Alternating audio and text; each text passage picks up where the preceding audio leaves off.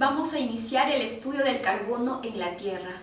La importancia del carbono radica en que es uno de los componentes del dióxido de carbono y que es un gas de efecto invernadero.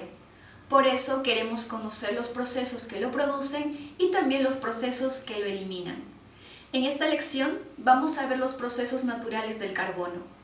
Para ello utilizaremos el diagrama del ciclo del carbono. Los textos en blanco se refieren al lugar donde el carbono está almacenado y los números entre paréntesis indican la cantidad medida en gigatoneladas de carbono, es decir, medida en miles de millones de toneladas de carbono. En el diagrama se puede ver que en la atmósfera se encuentran 83 gigatoneladas de carbono. En las plantas hay 550. En la superficie del océano hay 1000. En el suelo 2300. En reservas fósiles 10.000. En el océano profundo 37.000. Y en los sedimentos 6.000 gigatoneladas. Los números amarillos indican los flujos de carbón de un reservorio a otro y se miden en gigatoneladas por año.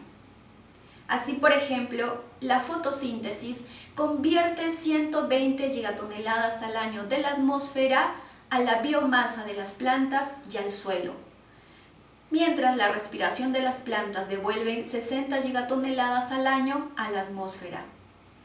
Así también la respiración y descomposición microbiana devuelven 60 gigatoneladas por año a la atmósfera. De forma natural se intercambian 90 gigatoneladas de carbono por año entre los océanos y la atmósfera. El intercambio de carbono entre la atmósfera y biosfera está gobernado básicamente por los fenómenos de la fotosíntesis, respiración y descomposición. Mediante la fotosíntesis se utiliza la energía del sol para formar compuestos basados en el dióxido de carbono de la atmósfera, el agua y los nutrientes del suelo, para producir materia orgánica y oxígeno que es devuelto a la atmósfera. Cuando los animales respiran o las plantas se descomponen, la materia orgánica se combina con el oxígeno produciendo dióxido de carbono, agua y otro tipo de materias orgánicas que puedan ser nutrientes. La mayor parte del CO2 capturado por las plantas son rápidamente devueltos a la atmósfera. Solo una pequeña parte queda capturada en el suelo y después puede ser almacenado en las rocas. Otra zona de intercambio de carbono es entre la atmósfera y el océano, en donde el CO2 entra al océano y es utilizado por algunas algas y plantas marinas para hacer la fotosíntesis. También sucede que cuando los organismos marinos mueren, ellos se descomponen soltando CO2 en el agua. La fotosíntesis ocurre en la parte superior de la superficie del océano, ya que es allí donde penetra la luz solar.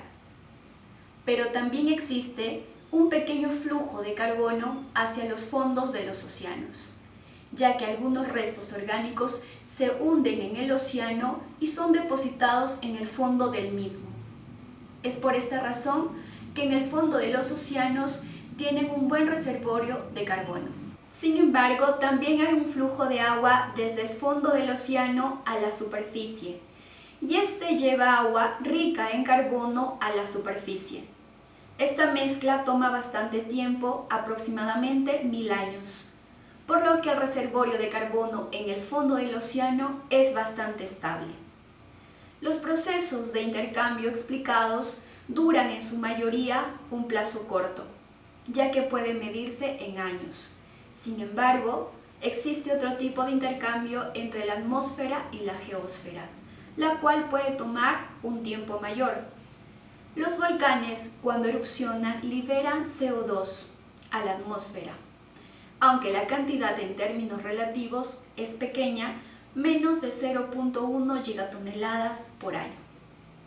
Cuando llueve, el agua también contiene CO2, el cual se combina químicamente con algunas rocas, capturando CO2 en el aire. Parte de la materia orgánica es enterrada o cubierta por el suelo, capturando carbono. pero también hay rocas con contenido de carbono que son expuestas a la atmósfera, liberando carbón. Estos flujos son muy pequeños comparados con los flujos de la atmósfera y la biosfera, y entre la atmósfera y los océanos.